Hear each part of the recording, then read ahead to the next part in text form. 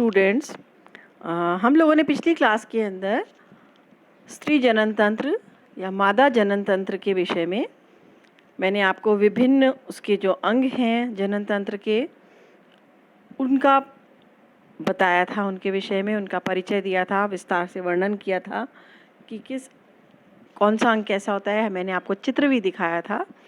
अब मैं स्त्री जनन तंत्र के अंदर कौन कौन से कार्य होते हैं, कार्य बहुत महत्वपूर्ण होते हैं, उन्हीं कार्यों के विषय में मैं आपको बताऊंगी। इसको हम कह सकते हैं functions of female reproductive system. ठीक है,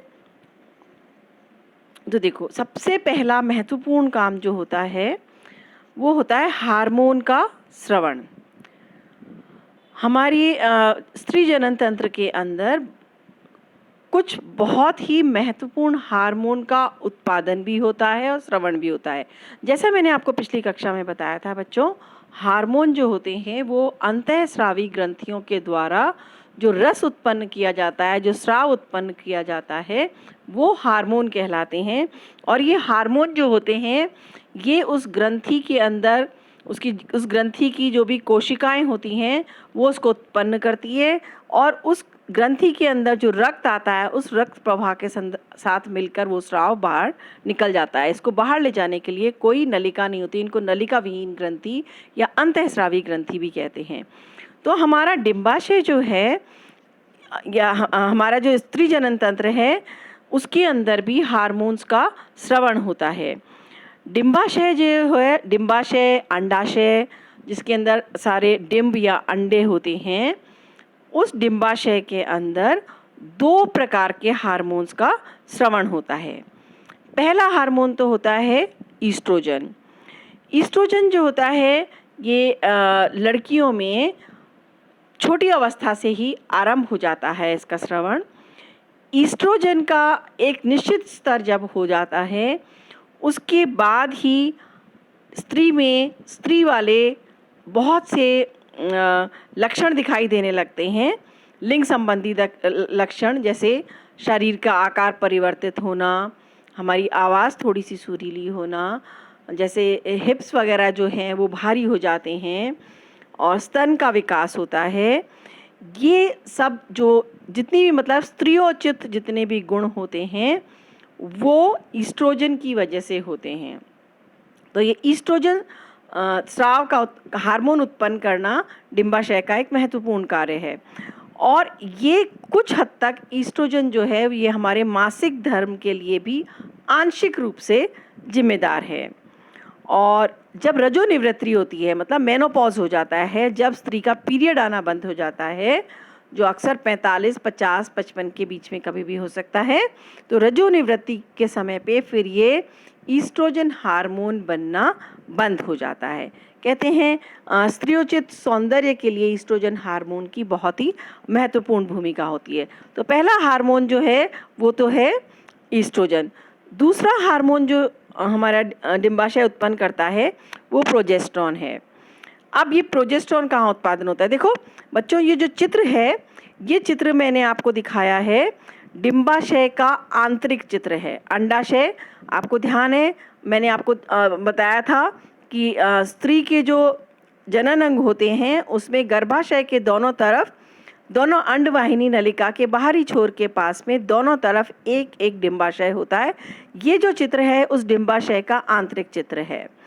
इस डिंबाशय के अंदर देखिए कि प्रोजेस्टेरॉन हार्मोन का जैसे स्रवण होता है वो कॉर्पस ल्यूटियम के द्वारा होता है। अब आप कहेंगे कि कॉर्पस ल्यूटियम क्या होता है बच्चों, तो उसको समझाने के लिए मैंने ये चित्र आपको दिखा रही हूँ। इस चित्र में देखिए बच्चों, ऊपर की ओर ये जो छोटे छोटे दिख रहे हैं स्टार की तरह,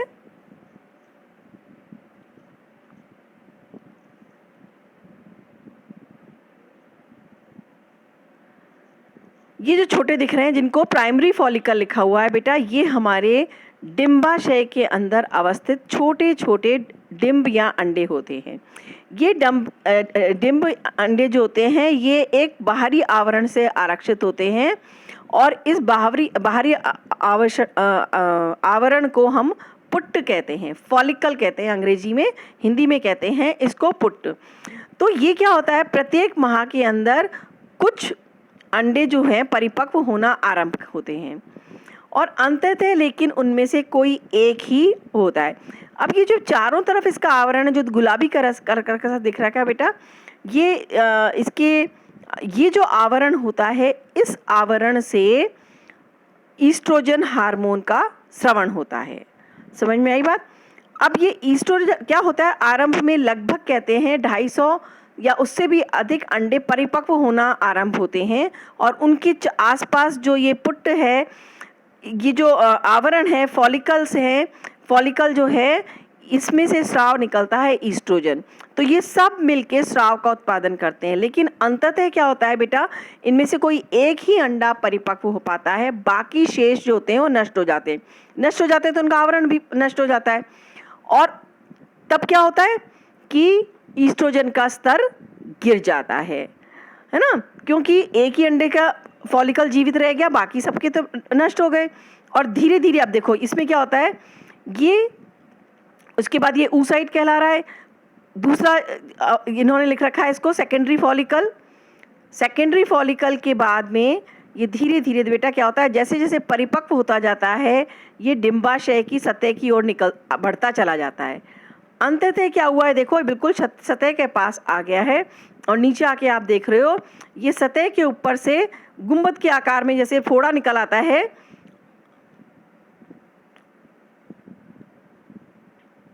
फोड़ा जैसे निकल आता है और अंततः क्या होता है, कोई भी चीज़ में गुब्बारे में हवा भरे जाओगे ऐसे ही इस फॉलिकल का आकार बढ़ता जाता है और अंततः ये फट जाता है और इसके अंदर का जो स्राव होता है वो निकल जाता है बाहर। और जैसे ये बाहर निकलता है वैसे ही जो हमारी अंडवाहिनी नलिका का जो बाहरी छोर होता है उसके अंदर जो उंगली नुमा, जो झालर नुमा जो होती हैं आकृति, वो हिलती डुलती रहती है, तो वो इसको अपनी ओर आकर्षित कर लेती है। तो यहाँ पर जैसे ही वहाँ पहुँचता है यहाँ पर ईस्ट्रोजन का स्तर गिर जाता है। तो इसको जो डिंब या अंडा बाहर निकल रहा है डिंबाशय से, इसे ही हम ओव्यूलेशन या अंडोत्सर्ग की प्रक्रिया कहते हैं। अब ये तो बाहर निकल गया, ये तो अंडवाहिनी नलिका में चला गया। अब पीछे क्या हुआ, उस जगह पर एक घाव सा छूट गया, तो वहाँ पर जो स्थान बना है उसके चारों तरफ ये पीले रंग का जो दिखा रहे हैं एक ग्रंथि सी विकसित होती है, इसे कॉर्पस ल्यूटियम कहते हैं। और ये कॉर्पस ल्यूटियम जो होता है बेटा, ये प्रोजेस्टेरोन का स्रवण करता है। और ये प्रोजेस्टेरोन जो होता है, ये कॉर्पस ल्यूटियम, ये लगभग ओव्यूलेशन जो होता है बेटा, अंडोत्सर्ग जब भी किसी महिला का जैसे 28 दिन का किसी का चक्र है तो ये 14वें दिन हो जाता है। पर ये 14 दिन आरंभ से नहीं है, ये जब अगला मासिक धर्म आएगा उससे ठीक 14 दिन पहले, तो जब ये निकल जाता है, अंडोत्सर्ग हो जाता है, वहाँ पर कॉर्पस ल्यूटियम बनता है। कॉर्पस ल्यूटियम का आकार बढ़ता जाता है और ये कॉर्पस ल्यूटियम प्रोजेस्टेरोन हार्मोन का स्रवण करता है। अगर इस दौरान में गर्भ ठहर जाता है, अगर गर्भ स्थापित हो जाता है, तो ये कॉर्पस ल्यूटियम का आकार और बढ़ता जाएगा और प्रोजेस्टेरोन हार्मोन का स्तर बढ़ता जाएगा।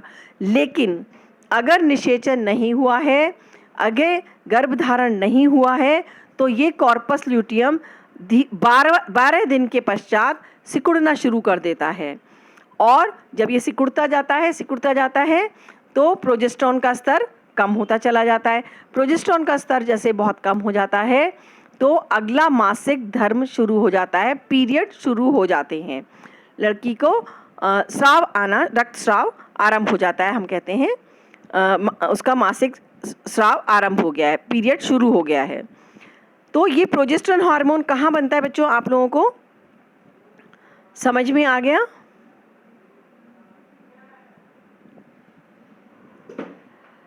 अब प्रोजेस्टेरोन हार्मोन क्या क्या कार्य करता है? पहला तो ये गर्भावस्था को बनाए रखने के लिए बहुत आवश्यक है,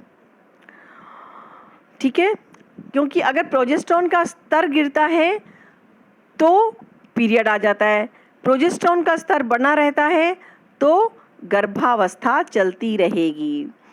दूसरा, प्रोजेस्टेरोन जो होता है ये गर्भावस्था के आरंभिक लक्षण के लिए उत्तरदायी होता है।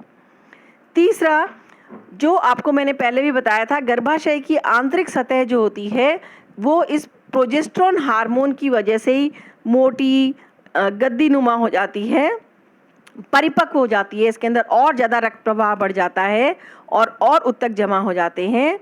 ये गर्भावस्था की तैयारी होती है।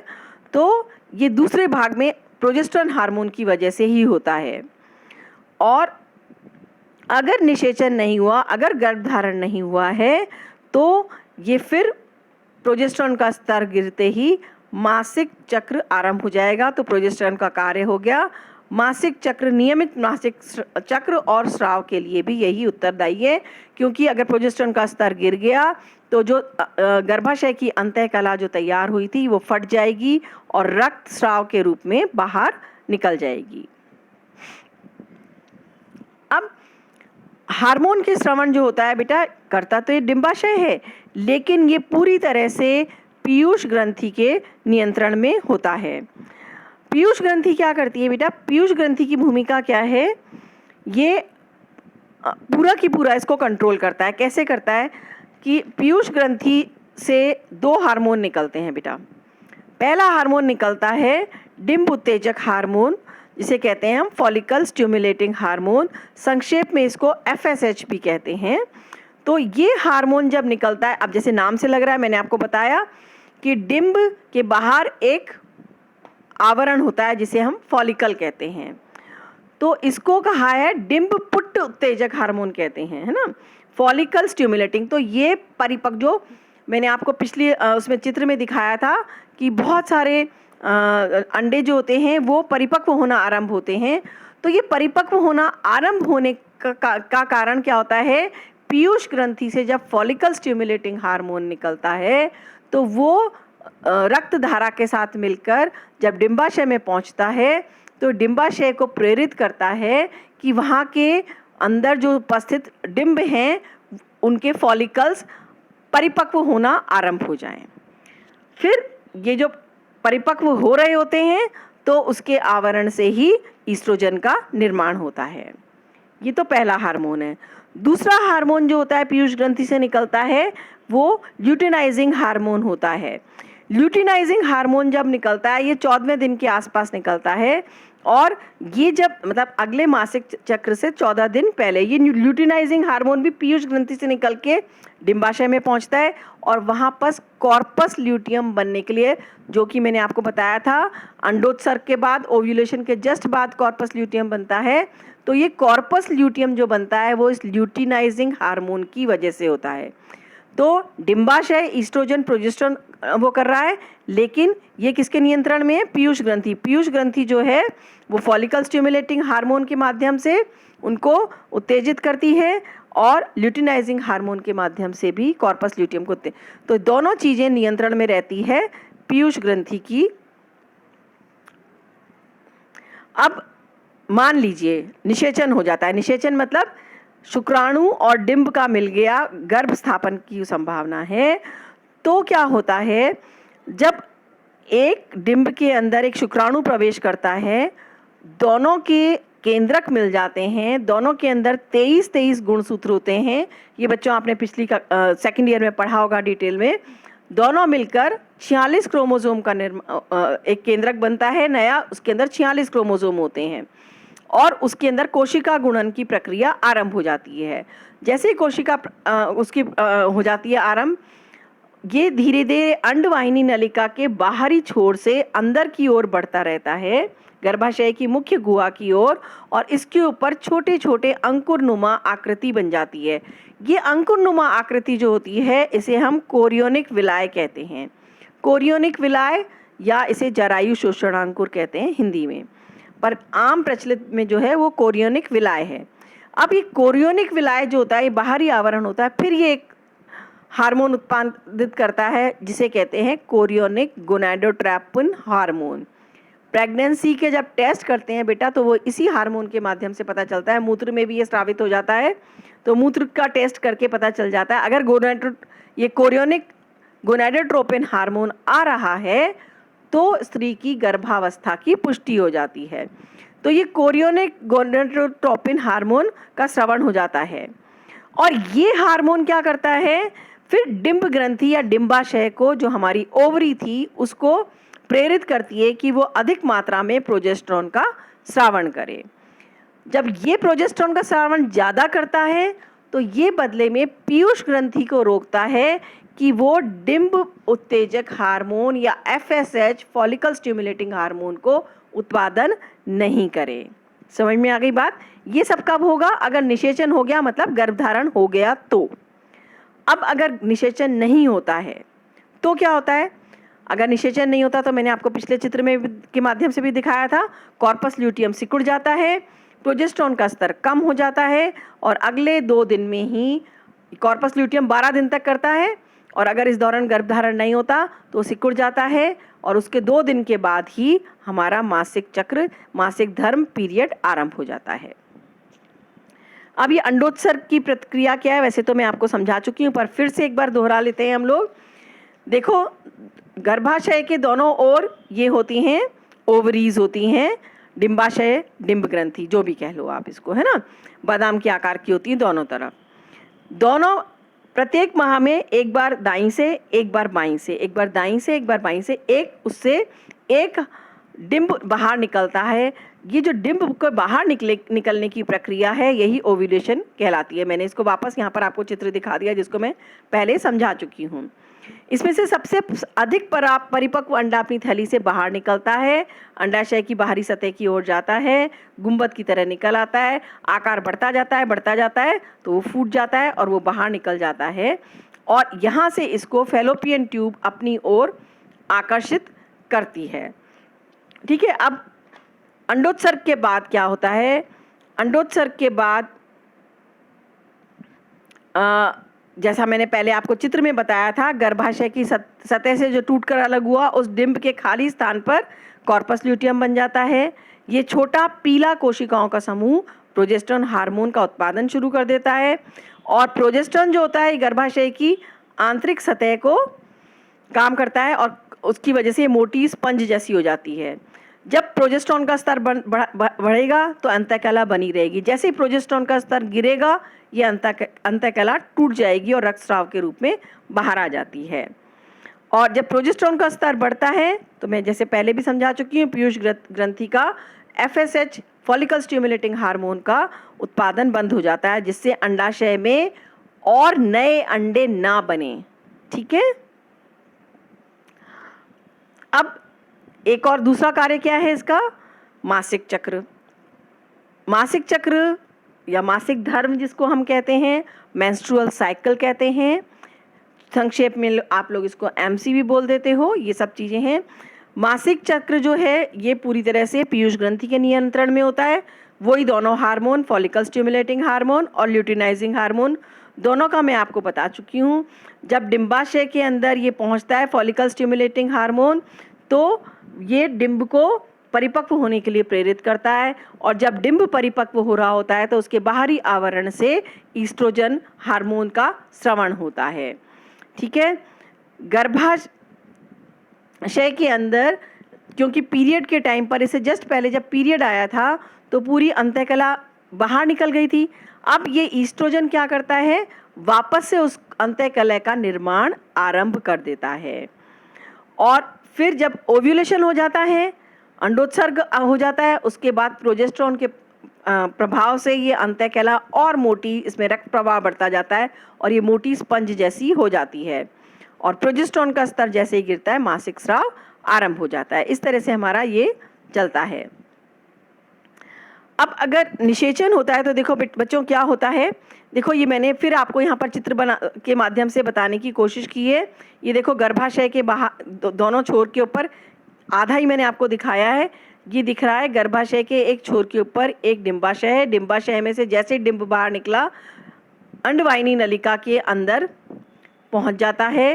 अंडवाहिनी नलिका के बाहरी छोर जो कि उंगली के जैसे हैं, यहीं पर निषेचन की प्रक्रिया अगर होनी होती है तो हो जाती है, क्योंकि शुक्राणु जो होते हैं ये गर्भाशय की मुख्य गुहा से होते हुए इसी अंडवाहिनी नलिका से इस बाहरी छोर तक पहुंचते हैं और अगर निषेचन होना होता है तो यहीं पर हो जाता है। निषेचन नहीं होता तो ये जो डिंब होता है ये टूट जाता है, बिखर जाता है और अंडवाहिनी नलिका की जो आंतरिक सतह है इसको अवशोषित कर लेती है। और अगर निषेचन हो जाता है तो निषेचन के पश्चात इसमें कोशिका विभाजन की प्रक्रिया शुरू हो जाती है, और जैसे ही निषेचन होता है इसको हम जाइगोट कहते हैं। जाइगोट में कोशिका विभाजन की प्रक्रिया शुरू होती है। देखो इस चित्र में बिल्कुल स्पष्ट दिखा रहे हैं कैसे ये जाइगोट है धीरे धीरे धीरे धीरे गर्भाशय की मुख्य गुहा की ओर बढ़ता चला जाता है, और ये गर्भाशय की मुख्य गुहा तक पहुँचते पहुँचते इसको लगभग 14 दिन हो जाते हैं, और ये 14वें दिन तक अपने आप को गर्भाशय की सतह के अंदर, पूरा मुख्य गुहा के अंदर सतह में अपने आप को स्थापित कर लेता है।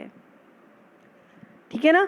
तो निषेचन की प्रक्रिया ये भी हमारे स्त्री प्रजनन अंग का एक महत्वपूर्ण कार्य ये भी है कि निषेचन के लिए स्थल उपलब्ध करवाना, जिससे बालक का निर्माण हो सके। और निषेचन की प्रक्रिया क्या होती है बेटा कि नर शुक्राणु जब मादा अंडाणु में आपस में सम्मिलित होता है तो जाइगोट बनाते हैं, और इसी को निषेचन कहते हैं, और ये मादा की अंडवाहिनी नलिका में संपादित होती है। फिर एक और कार्य जो हमारा स्त्री प्रजनन अंग करते हैं वो है भ्रूण का विकास। बालक का पूरा विकास इसी के अंदर होता है। जैसा मैंने आपको बताया था पिछले चित्र के अंदर, अंडवाहिनी नलिका से ट्रैवल करता हुआ ये गर्भाशय की मुख्य गुहा में आ जाता है, और ये कहलाता है जाइगोट या युग्मनज कहलाता है। और ये समसूत्री विभाजन मतलब बराबर बराबर कोशिका का विभाजन 2 तरह के होते हैं बेटा, समसूत्री और अर्धसूत्री। ये आपने पिछली कक्षा में पढ़ा होगा, नहीं पढ़ा हो तो आप मेरे को लिखकर भेजिए, मैं इसको विस्तार से मैं आपको लिंक भेज दूंगी जिसमें मैंने इसका पूरा वर्णन किया हुआ है। और ये अंततः गर्भाशय में स्थापित हो जाता है, और इसके अंदर जितने भी क्रमिक, जैसे चित्र के माध्यम से दिखाया है, पहले 2 होते हैं, फिर 4 बने हैं, 4 से 8 बने हैं, 8 से बने, इस तरह से धीरे धीरे बन के पूरे 9 माह के अंदर ये पूरा शिशु का विकास होता है। तो भ्रूणीय विकास, तो स्त्री प्रजनन अंग का एक कार्य ये भी है कि भ्रूण का पूरा विकास इसी के अंदर होता है। तो यहाँ पर हमारा स्त्री प्रजनन अंग वाला चैप्टर पूर्ण हो गया है। आपके मन में कोई भी डाउट हो बच्चों तो आप लोग पूछ सकते हैं मेरे से।